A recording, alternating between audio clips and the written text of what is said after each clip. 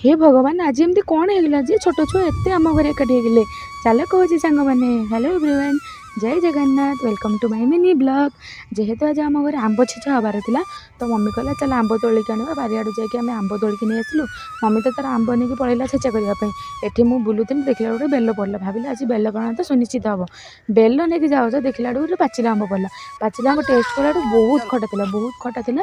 से भाविली पाटी तो खटा गला, बेल पଣା पीकी पाटिटा गोटे मिठा करदे। मम्मी ये आम बेल पଣା कर आम बेल पଣା पीकी टेस्ट नहीं गलु। तापर उपरला मो भाईर मोर बाहर मार्केट को केक आने कहीं आम बेकरी की गला बेलू बेकरी बंद थी तो आम मियू को पलैलु केक नहीं कि आसलु कहीं मो साना भौणी बाध्य था से छोट छुआ को डाकिकी गोटे छोट सेलिब्रेशन करूँ। आपण सेलिब्रेशन केमती लगे प्लीज कमेंट जानवे। जदि वीडियो भल लगे लाइक शेयर सब्सक्राइब चैनल को निहाती करदे।